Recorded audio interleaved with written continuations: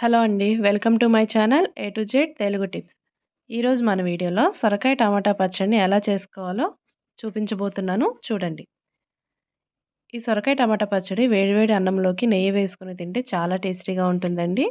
ఈ పచ్చడిని ఎవరైనా చాలా ఈజీగా ప్రిపేర్ చేయవచ్చు. మరి ఈ సొరకాయ టమాటా పచ్చడిని రుచిగా ఎలా చేయాలో తొందరగా చూసేద్దామా? ఎవరైతే నా వీడియోస్ మొదటిసారిగా చూస్తున్నారో ప్లీజ్ నా ఛానల్‌ని సబ్స్క్రైబ్ చేసుకోండి. మీద పాన్ పెట్టుకొని అందులోకి అర టీ స్పూన్ దాకా ఆయిల్ వేసుకోవాలి. ఆయిల్ హీట్ అయ్యాక పచ్చిమిర్చి వేసుకొని కలుపుకోవాలి.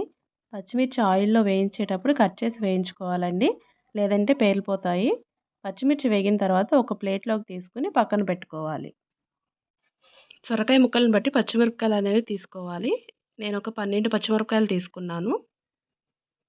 తర్వాత మరలా ఒక హాఫ్ టేబుల్ స్పూన్ ఆయిల్ వేసుకొని ఆయిల్ హీట్ అయ్యాక సొరకాయ ముక్కల్ని వేయించుకోవాలి. సొరకాయ పైన పొట్టు తీసుకొని ముక్కలుగా కట్ చేసుకొని వేసుకోవాలండి. ఆయిల్‌లో వేసుకున్న తర్వాత బాగా మిక్స్ చేసుకోవాలి సొరకాయ ముక్కల్ని.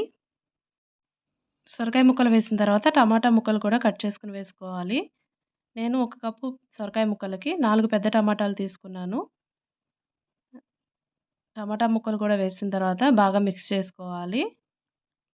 సొరకాయ, టమాటా ముక్కలు మగ్గిన తర్వాత చింతపండును వేసుకోవాలి. నేను ఇందులోకి చిన్న సైజు నిమ్మకాయ అంత చింతపండుని తీసుకున్నాను.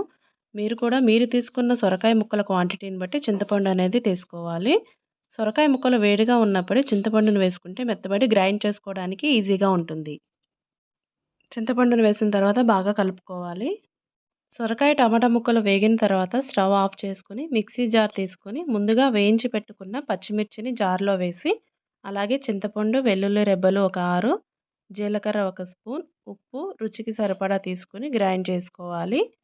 పచ్చిమిర్చి పేస్ట్ రెడీ అవుతుంది.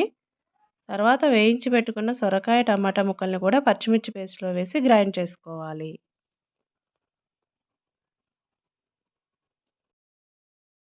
ఇప్పుడు మనం గ్రైండ్ చేసుకున్న పచ్చడికి తిరగమాత ఎలా వేసుకోవాలో చూపిస్తాను చూడండి. ముందుగా స్టవ్ ఆన్ చేసి ఒక పాన్ పెట్టి ఒక టేబుల్ స్పూన్ ఆయిల్ వేసుకోవాలి.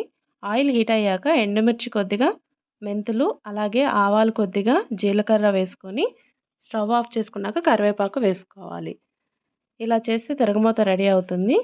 ఇందాక మనం గ్రైండ్ చేసుకున్న పచ్చడిలో ఈ తిరగమాతను వేసుకొని కలుపుకోవాలి. అంతేనండి, సొరకాయ టమాటా పచ్చడి రెడీ అయినట్టే. ఈ సొరకాయ పచ్చడిని మీలో ఎవరైనా ట్రై చేస్తే టేస్ట్ ఎలా వచ్చిందనేది నాకు కమెంట్ చేయండి. అంతే కదండి, దోసల్లో కూడా చాలా టేస్టీగా ఉంటుంది ఈ పచ్చడి. ఒకసారి ట్రై చేసి చూడండి. నా వీడియోస్ కనుక మీకు నచ్చినట్లయితే ప్లీజ్ లైక్ చేయండి, షేర్ చేయండి, నా ఛానల్ని సబ్స్క్రైబ్ చేసుకోండి.